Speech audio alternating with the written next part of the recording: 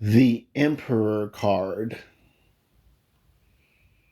You know, when I'm sitting on the toilet at home, because I sit down to pee, I'll be honest with you, it's a lot cleaner and it makes less mess than standing up. Like, I wish more men would do this.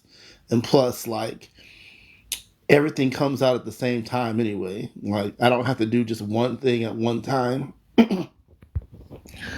I do all things at all times. So when I'm sitting on the toilet, I'm like the Emperor from Star Wars. I just sit there and let the hatred flow through me. Just all kidding aside, though, the Emperor card in tarot is one of my favorite cards because it represents ultimate masculinity, which is something that like I think the world needs, and it represents a balanced masculinity and someone who has gone through all the shenanigans of being a an experienced page or a warrior, a knight, going up the ladder, of all the different things. And then, like, once you've fought all those battles, like, you still got the armor ready, you still got your robes, you've got your crown, and you still have your instruments of rulership, but it's almost like your silence uh, is your authority. Your stillness is your authority. And when I say a silence and still a stillness, I don't mean like not talking or giving the silent treatment. It's a certain inner peace or inner knowing that you have that like nothing will move you and that instills confidence in others. And even if not others, still yourself to get the job done that you need to get done. So the Emperor card, being my favorite card, is an Aryan card. It's a card that deals with Aries energy, and most people think that that's forward moving directorial energy, but it's graduated Aries energy. It's energy that's like turned into magnetism, which is almost in my opinion like a feminine type energy. Like if you look at the Aries card, or excuse me, the Emperor card, he's got masculine symbols on the throne, but he's holding like some Venusian symbols in his hand, like um, the Ankh, or like the Venus symbol, or like another globe type symbol that represents like a yonic feminine symbol.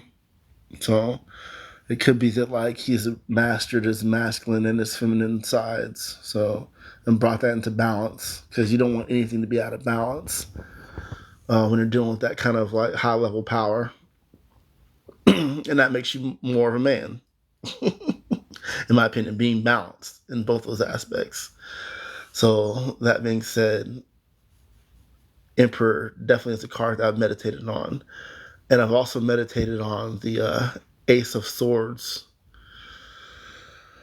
because swords are cool, or so I thought when I was younger. But now that I look at it, they're just weapons, and weapons are not to be played with.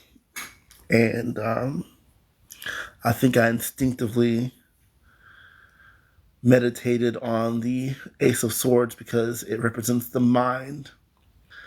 And as someone who has schizophrenia, my sword was broken. My mind, my communication, my way of speaking and being in my mind was broken. So when you have a sword that's broken, what do? You forge a new one. And in order to forge a new sword, you go through all the processes of invoking all the different elements of earth, air, fire, and water, and ether, even, um, to make this new sword. Even though the sword represents air, it's really a culmination of all the different signs to even make a sword, or elements to make a sword. And I'm speaking specifically about, no, I'm talking about physical swords, but as far as like the elements that goes into making them, but we're talking about a philosophical sword, which is representing the mind, which is in tarot indicative of the air element.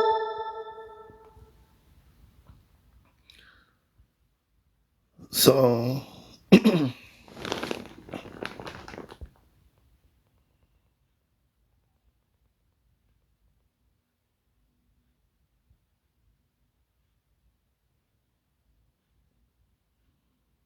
yeah, I'm just gonna stop it right there. That seems about right. Hopefully, this helps anybody uh, get what they need. I guess I was talking about the Emperor card and all that stuff. Yeah, Emperor. Um, yeah, those are the two cards that I manifested and made a real thing in my life. Um, as far as the energy on the inside. So I got a new sword, a new mind, a renewed mind, and I got my own particular kingdom. And these two cards can be summed up in the 2018 movie, I believe, that came out in 2018 called King Arthur or Arthur. Love that movie. It's heavily embellished. Well, heavily embellished. I mean, it's Arthurian legend, but um, that story has been uh, there's different versions of that story, but like it's definitely a Hollywood movie. Um, I don't know what I'm trying to say with that, but it's definitely a really cool depiction of Arthurian legend as far as like reclaiming a lost empire or a lost estate. Really interesting story. That's what I'm going through right now. So I'll catch you guys later. Peace.